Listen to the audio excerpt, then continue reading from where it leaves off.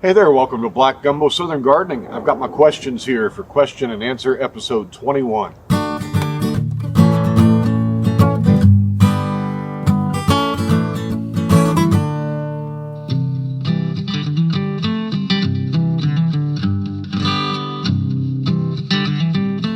All right, our first question comes from Kathy Finney, and she asks, did the toilet paper rolls work to deter the cutworms?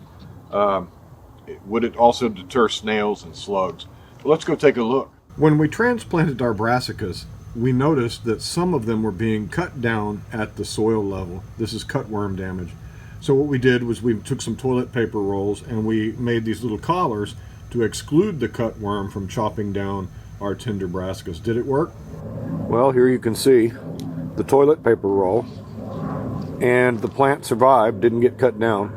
All of my plants survived, so I'd say yes, the toilet paper roll did deter the cutworms enough to get my plants nice and strong. You can see their stems are nice and strong and cutworms aren't a problem. I am seeing a little bit of mollusk damage. These holes like this are usually snails or slugs, and I probably got snails and slugs living under this this weed barrier cloth. But yeah, that helps. That deterred it long enough for these to get strong enough. Now, would this work with snails and slugs? No. As you can see, snails will crawl right over that. And down here in my cabbage, you can see the snails like to munch on these leaves. And that's all right. All these outer leaves are going to get eaten up pretty well. This looks like maybe caterpillar damage because it's got the ragged edges. So what we'll have to do is come around and peek underneath these leaves and see what we've got going on here. It's not likely we're going to find them in the daytime. But so what we can do is to treat with a chewing insecticide, an insecticide that handles chewing insects. BT is the one I'm going to use, and we'll just spray some on here, and that'll kill off any soft-bodied chewers. But yeah, it worked well. We had a cold front blow through. In fact, it's passing through right now, so it's a little blustery.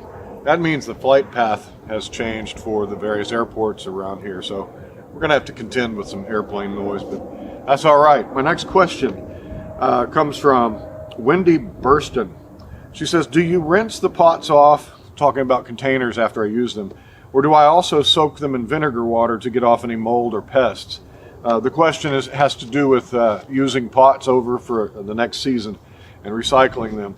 Normally when I dump my soil out of a pot, I don't do anything with it at all. Unless I had a disease in that pot, then I'll rinse it off and usually use that pot for a different kind of plant the following season. But I'll rinse them out, I'll spray the soil out of them, and that helps them to store more cleanly.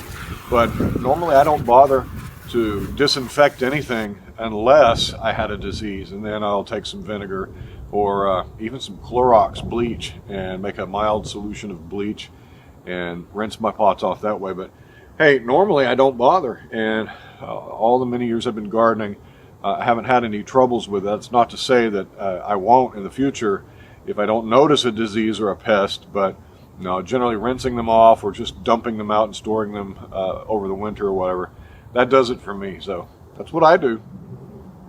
Once I spray off my pots, I just stack them up, and yeah, it's nice when they're stacked and clean. Sometimes I don't bother. I did get kind of a funny comment the other day. Josor says, I suppose you'll eventually compost that hat, right? He was referring to my ragged old straw hat that I wear occasionally. Yeah, when I retire that hat, I'll probably compost it, Josor. Next question comes from Destiny Morales. She talks about my raised beds that you're looking at back here and asks, how do I utilize my space? There's so much that she wants to grow, but she only has a section of her backyard to grow in. Wise planning of your garden to maximize your growing space is key. I didn't maximize my growing space when I first put these beds in. I had this path down the middle, large enough to get my lawnmower through, but I did think about how the sun transits my property. I am facing north, that way is north, and the sun transits directly over my house, perpendicular to the north-south line. So all of these beds, I've chosen to arrange them in such a manner that the sun transits over them this way. That way, if I have a tall crop here, it's not really going to cast much shade through the majority of the day. If the sun transits this way over a long bed like this, then if you have a tall crop in that long bed, it's going to be easier for that crop to shade your property. All that open area over there, maybe you can see my dog sitting over there. I leave that open for her. If I was in a survival situation, obviously, I'd plant that whole thing. I'd till the whole lawn up. But I like her to have that area to run in. I've got some trees put over there, and I've got to keep those trees small because it's a small backyard, and those apple trees and my fruit trees over there, I've got to prune them back and keep them small. So you can always grow in whatever space you have. You've just got to think it through. If you're going to grow in a small space and grow 4 apple trees or 5 apple trees like I've got over there, you have to plan ahead and say, well, I can grow them if I keep them small. I can't let them get 20, 30 feet tall. It won't fit my space. So just plan your area to use the most surface area you can in a way that catches the most sun you can. That's all the advice I can give about that. Plan your area to maximize sun exposure. You can always add little gardens like these 2 here to maximize the use of your space, and that's helpful. Our next question comes from Greta Nebel. Greta, you've been on Q&A before. Thank you for this question. She asks, did I consider broadcasting the Daikon radish seeds instead of doing them in holes in my weed cloth? Not really. I didn't consider broadcasting them. I had a specific plan to put them in the holes and space them apart widely so I didn't have to do much care. The further apart they are, the easier they can fend for themselves. These radishes right here, you can see they've already filled the space and they're touching each other. That variety, if I had broadcast it, I'd have to thin. I'd have to thin a lot. The ones further down there, I put them in rows and I've had to thin.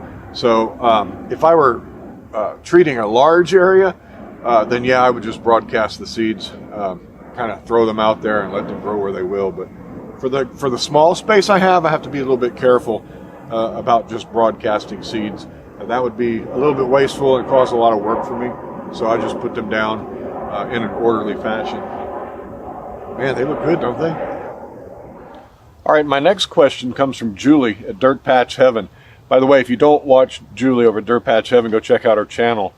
Dirt Patch Heaven grows way up in the cold, in like zone 5 or 3 or something like that. It's cold up there, and she's doing hot bed composting and all kinds of neat things. Go check out her channel. Julie asks, is this my soil? My seeds look happy, and hers aren't quite tall yet. And she's just trying to figure out what my soil is all about here. So let me show you this stuff. My garden soil began life as raised bed gardening mix, but over the years, it has had clay pulled up from beneath as I've had to till, turn, or otherwise mix this soil up. It's not ideal. I don't do no-till in these. I do minimum till if I can, but occasionally around here you got to dig your beds up to remove like nutsedge networks, and I had to do that this year. So you can see my soil, it's very dark, very mineral rich, and it's got a lot of clay in it. So what I do every year is I put a layer of compost on top of my soil and let that work down into the bed naturally, and that helps break up some of this clay, and it keeps the top 8 inches or so pretty loose, and it's good stuff. Black Gumbo clay, that's the name of my channel. Black Gumbo clay has lots of nutrition in it. It's very nutritious, rich clay. One of the best clays to have if you got to have clay, but you have to break it up to access that nutrition. And the way you do that is organic material or green sand, gypsum. I've got some green sand I'm going to put on these beds, but normally I just put organic material on top of this. So started life as a purchased garden soil, and I filled these beds, but over time the native soil has been mixed into it such that it looks pretty standard, like my soil around my gardens, around my yard. So, and the seeds love it. These need to be thinned. When you begin a raised bed, think of it as just a head start. What you want to do is actually take advantage of your native soil and get that depth of your garden. Raised beds made with these concrete blocks, they're only 8 inches tall, and that's not a lot of growing depth, but over the years you start to get down into your native soil, And you can bring some of that native soil up if it's good soil and reap the benefits of having nutrition-rich soil like black gumbo clay. So that's why I have occasionally tilled my garden or turned it up. I've never put a tiller in there, but I use a shovel and turn it up. And we did that this year in all of these beds because we had to get the weeds out. That nutsedge was really deep. But yeah, think of raised bed gardening as a head start to gardening in your native ground. And over the years, you'll reap the benefits of that. I had a comment from a user named Helen. Thanks for your comment, Helen. She says the garlic looks great. If my garlic gets scapes, that I should make some garlic pesto. It's the best. This garlic does not make scapes. This garlic that's coming up behind me. It is a soft neck variety, and to get the scapes, you need a hard neck variety. I can't really grow hard neck varieties down here in the south successfully and get the bulbs that I'm after. I have to grow the soft neck variety, and they don't make scapes, but I sure would like to try it. I got a question from Carol Miller, and she wants to know how often I water my sweet potatoes. I had sweet potatoes in my raised bed that I was showing you the soil in through the summer, and this is the only remaining sweet potatoes I have. The sweet potatoes in my garden, I didn't water at all. I just let the rain handle it. Every now and then, if I was watering something nearby, I might throw the hose at it a few times if it looked like it. But in-ground sweet potatoes, I never watered them, not once, intentionally. But the sweet potatoes like these in a pot, you got to stay on top of watering these pots because they're such a small sample of soil that they evaporate their moisture really quickly. They heat up, they get hotter. It's a more fluctuating environment down in here. So you got to kind of stay on top of those sweet potatoes. But the in-ground ones, almost never. In fact, this plant's looking like it. We need to see what's down here. So let's dig a sweet potato or two or three. That's looking good. This is Murasaki Purple. It is a Japanese variety, and there's probably a lot more down in there, but I need to get this soil used up, put in my other bed, so I'm just going to go ahead and dig in here and see what we got. There's one right there, little one. Now you can eat those little ones, or you can save them to grow slips from next year. And like I said, there's probably some more deep down in here that we'll discover when we turn the pot over. There we go. Not the greatest harvest, but that'll supply some seed potatoes to grow slips this spring. All right. Speaking of sweet potatoes, Joe Serrano, how you doing, Joe?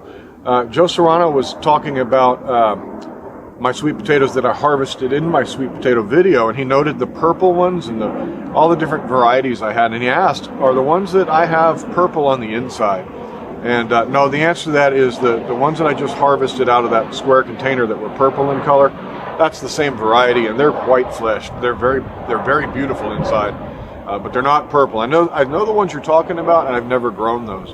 The beauty of sweet potatoes is there are so many different cultivars that you can grow. The regular orange one that you get from the store, you can grow those real easy.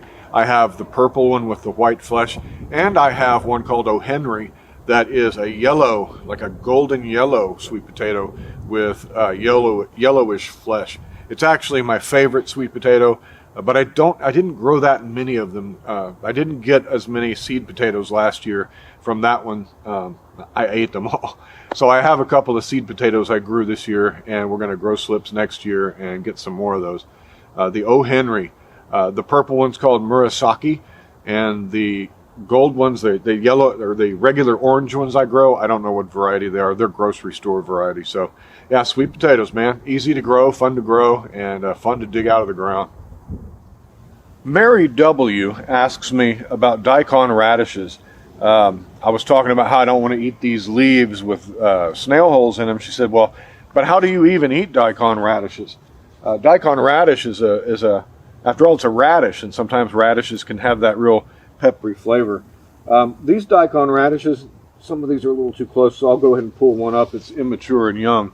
But a Daikon radish is going to be a white-fleshed radish. It's a very mild radish, and they're used in Asian cooking quite frequently. But these don't have that real peppery radish flavor. They're very, very mellow, and they are actually packed with nutrition. All kinds of health benefits from eating Daikon radishes. You can use them, traditionally they're pickled, or they're used in kimchi, or they're used in soups, and you can use these in just about any way that you would use any other root crop.